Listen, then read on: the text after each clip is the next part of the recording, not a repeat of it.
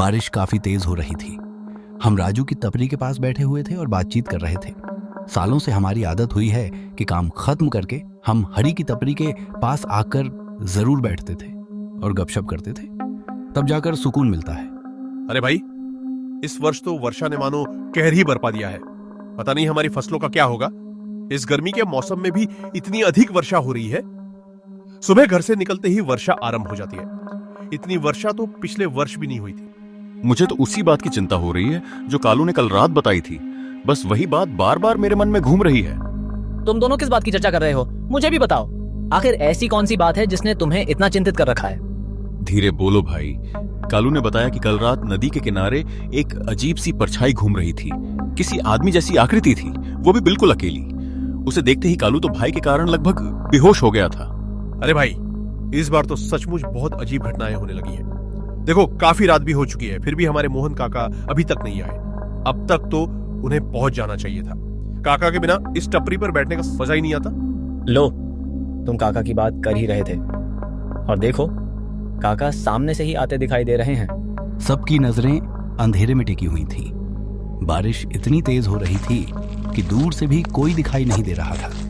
फिर दूर से धीरे धीरे एक आकृति उभरते हुए दिखाई थी। करीब आने पर पता चला ये तो मोहन काका है, जो हमेशा कहानियां सुनाते थे। अरे काका, आपको आने में इतनी देर कैसे हो गई? अरे विजय, खेत में कुछ काम था, इसी कारण आने में थोड़ी देर हो गई। इस बार तो वर्षा भी बहुत अधिक हो रही है। अरे हो राजू, एक कप चाय लगा दे। चाय के बिना कहानी सुनाने में भला आनंद कैसे आएगा। थोड़ी देर बाद राजू चाय बनाकर मोहन काका के पास लाता है और उन्हें दे देता है। शंभू काका धीरे धीरे चुस्कियां लेते हुए चाय पीने लगते हैं। चाचा, आपकी कहानियां तो बिल्कुल सच्ची प्रतीत होती हैं। ऐसा लगता है मानो सब कुछ अपनी आंखों के सामने घटित हो रहा हो। अरे बस करो, मेरी इतनी भी प्रशंसा मत करो। आज जो कहानी मैं तुम्हें सुनाने जा रहा हूं, वह कोई साधारण कहानी नहीं है। यह मेरे जीवन की एक सच्ची घटना है, जो तब घटी थी जब मैं 20 वर्ष का नौजवान था। और सुन लो, यह ऐसी भयावह कथा है कि यदि तुम इसे अकेले सुनोगे तो तुम्हारी आत्मा तक कांप उठेगी। अरे काका, अब आप अपनी कहानी सुनाना भी आरंभ कीजिए। तो सुनो, उस समय मैं 20 वर्ष का एक युवा था। उस समय मैं एक रिश्तेदार के यहाँ दावत में गया था। सब कुछ ठीक था, बातें, लोग और रौनक थे। जब मैं वहां से वापस लौटा, तब तक रात काफी हो चुकी थी और लगभग 2-3 दिनों से लगातार बारिश हो रही थी। उस दिन भी मौसम कुछ ठीक नहीं था। बारिश का मिजाज भी बड़ा अजीब था। एक पल पूरी तरह थम जाती, फिर अगले ही पल दोबारा शुरू हो जाती और तेजी से। ऐसा लगता था आसमान भी कुछ कहना चाहता हो। मैं थोड़ा आगे बढ़ा तो मुझे चाय की टपरी दिखाई दी। मैं उस दुकान के पास गया, ये सोचकर कि चाय पीकर थोड़ी गर्माहट मिल जाए। लेकिन अजीब बात यह थी कि चाय की दुकान को छोड़कर इस सड़क पर एक भी दुकान नहीं थी। दूर दूर तक आसपास कोई आदमी भी नजर नहीं आ रहा था। सिर्फ दूर दूर तक सन्नाटा। अरे भैया, एक कप चाय बना दो। ठीक है भाई साहब, आप बैठिए, मैं लगाता हूँ। बाहर बिजली कड़क रही थी, पर बारिश अभी तेजी से गिर रही थी। इस सुनसान माहौल में मुझे हल्का हल्का डर लगने लग गया।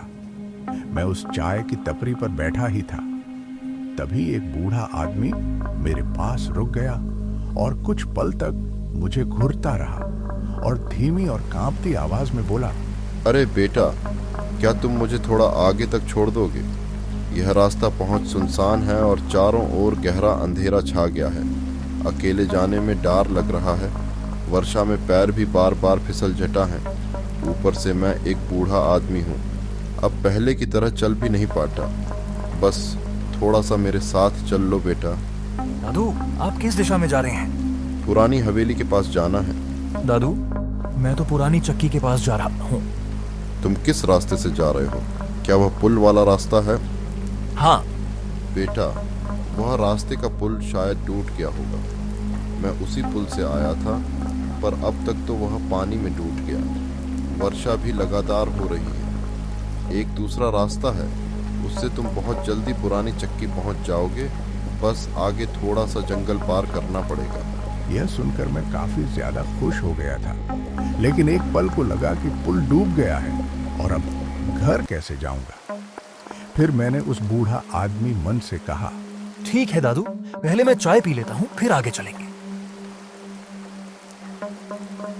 फिर मैं और वो बूढ़ा आदमी अपनी मंजिल की ओर निकल पड़े।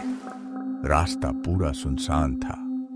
पहले से बारिश काफी कम हो चुकी थी, लेकिन बिजली लगातार कड़क रही थी। थोड़ी दूर जाने के बाद बूढ़ा आदमी बोला, बेटा, यही जंगल वाला रास्ता है। दादू, आपका घर अभी और कितनी दूर है? बस बेटा, मेरा घर सामने ही है।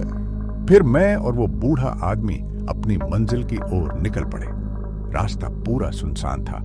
पहले से बारिश काफी कम हो चुकी थी, लेकिन बिजली लगातार कड़क रही थी। चारों तरफ घना जंगल था।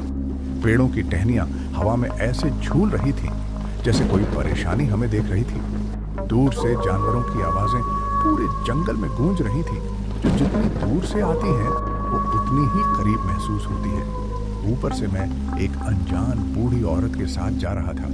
उसके कदमों की आहट शांत थी। मुझे अजीब लग रहा था और काफी डर भी लग रहा था। दिल काफी जोर जोर से धड़क रहा था, पर मैं कुछ कर ही नहीं सकता था। बस आगे बढ़ना ही मेरी मजबूरी थी।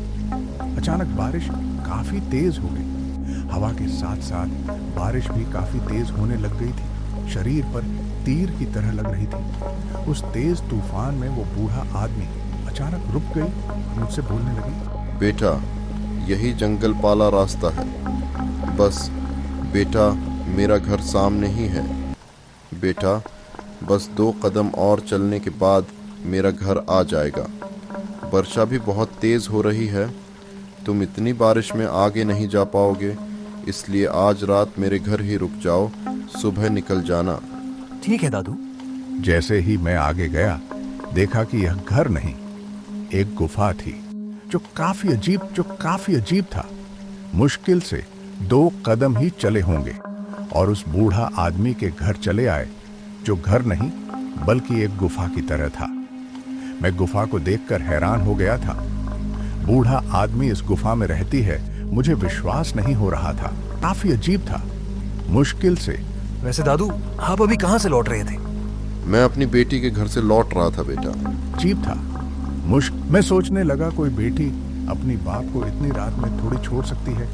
मुझे इस बात पर बिल्कुल भी भरोसा नहीं हुआ और बारिश तो रुकने का नाम ही नहीं ले रही थी। आसमान काली काली घटाओं से ढका हुआ था। बारिश लगातार गिर रही थी। तभी एक जोरदार बिजली गिरी, जैसे सब कुछ शांत हो गया हो।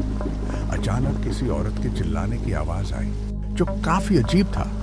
मुश्किल से मुझे ऐसा लगा कोई आसपास से चिल्ला रहा है, पर जब मैं जंगल से आ रहा था तब तो मैंने देखा आसपास कोई भी घर नहीं था। फिर यह किसके चिल्लाने की आवाज थी? दादू, क्या घर में और भी कोई है? नहीं बेटा, घर में और कोई नहीं है। इस पूरे जंगल में मेरा अकेला ही घर है। लेकिन दादू, मैंने तो किसी लड़की की चिल्लाने की आवाज सुनी थी।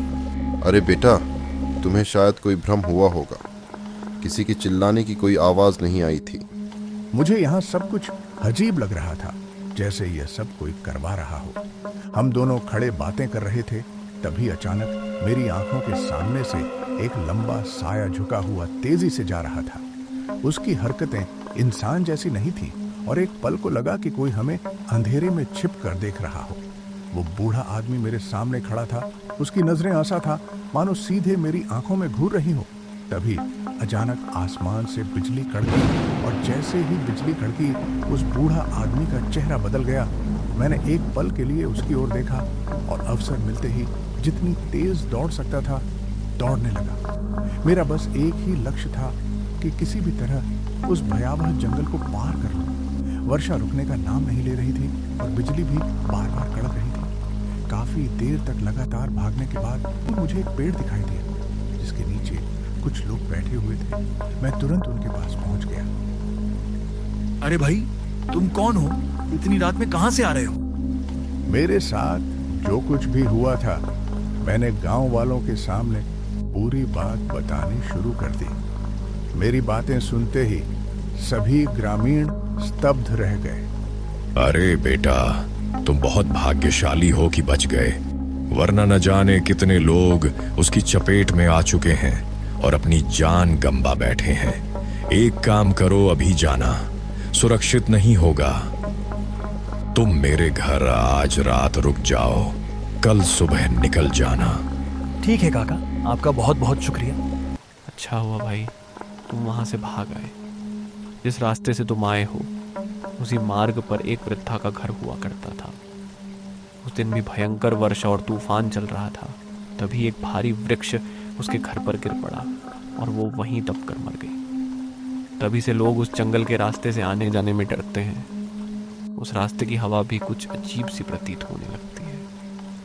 मैं चारपाई पर लेट गया, परंतु मेरी आंखों में नींद का नामो निशान तक नहीं था। रास्ते में देखी हुई वह भयानक घटना बार बार मेरे मन में घूम रही थी। मैं जितना सोने का प्रयास करता उतना ही भय मेरे भीतर जाग उठता और मुझे पूरी रात जगाए रखता। अगले दिन सूर्य की पहली किरण पड़ते ही मैं शीघ्र अपने घर की ओर लौट पड़ा। रात का भय अभी भी ताजा था, इसलिए गांव से निकलते समय मेरे कदम अपने आप तेज हो गए। उस रात के बाद मैंने यह प्रण कर लिया कि जीवन में कभी भी रात के समय गांव से बाहर नहीं निकलूंगा। जल्दबाजी के कारण मैं जंगल वाले रास्ते से आया था और वही मेरी सबसे बड़ी भूल बन गई। उस भयावह अनुभव के बाद अब मैं जहां भी जाता हूं पहले रास्ते की पूरी जानकारी प्राप्त करता हूं, फिर ही आगे कदम बढ़ाता हूं।